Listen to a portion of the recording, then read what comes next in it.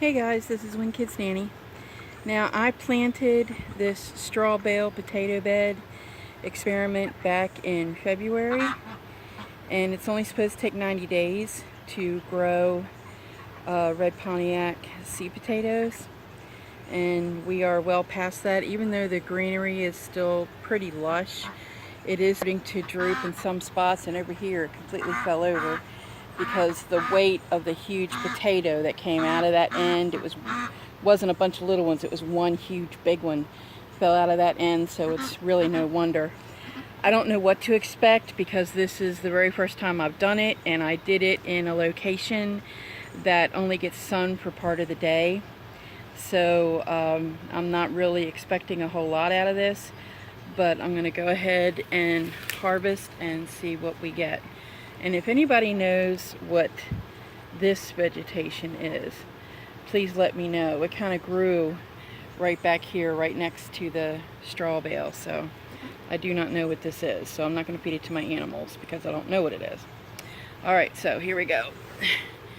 We're going to take this apart and see what we have inside, if there's anything inside. And then I'll just let the animals pick through whatever's left. So far we have a lot of rotten straw, which will certainly be easy work for the ducks and chickens to pick through. Ugh, a lot of slime.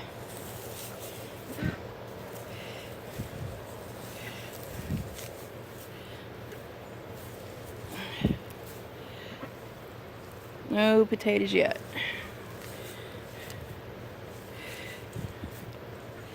This is not easy to do with one hand, and I'm certainly glad that I have old clothes on.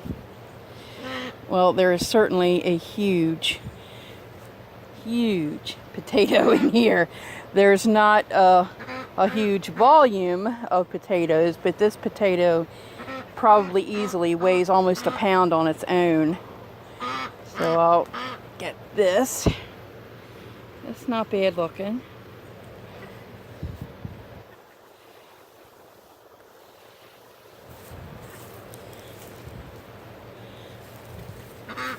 See, I didn't feed this straw bale any nutrients. I just was kind of experimenting to see if you could just grow potatoes with just hay and rainfall, or straw and rainfall.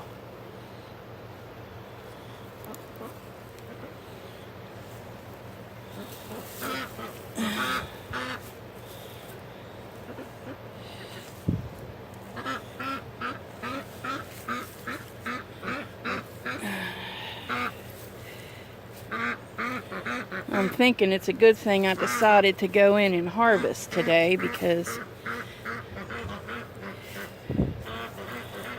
from the looks of it, the potatoes that are in here would probably have rotted.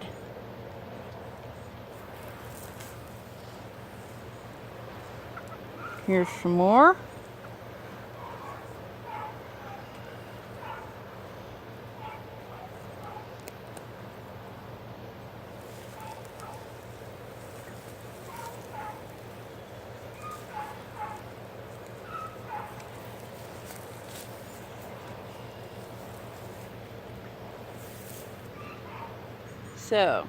So far 3 potatoes, 2 really big ones and 1 small one, and I'm going to stop now and come back when the rest of the bale is done. Hi guys, I'm back. Okay, there is the pile of what was my straw bale potatoes in it, and there's what I got out of it. Now, easily, count the huge potato that I got out of this bale yesterday. It just kind of fell off the side because it was just so big. The straw bale couldn't support its weight anymore. It was about this size or bigger. I couldn't even hold it in the palm of my hand. So I'd say probably I got about 3 pounds of potatoes out of this project. And what I found was, and I only planted really teeny tiny seed potatoes in there, red Pontiacs, because the straw was so tight at that point. Even after weeks of conditioning, I could only squeeze in some really tiny bits. So anyway, so I paid $4 for the straw bale and just a few pennies worth of tiny seed potatoes, and I got probably easily 2 or 3 pounds of food for us, and of course a lot of fodder for the chickens and ducks to go through and scratch around in and get some nutrition out of before it's composted. So I wouldn't call this a waste, but what I did learn was these huge potatoes that grew only grew right under the surface. And I'm wondering if because I wasn't able to mound the potatoes because of the location of the straw bale, or was it because I didn't feed the straw bale garden anything, just rainwater and the occasional leftover bits of coffee. Really did not put like rabbit manure tea or anything on it. So if I were to do this again, I would do it differently. I would put it in a place where it gets sun all day, and I would probably care for it more.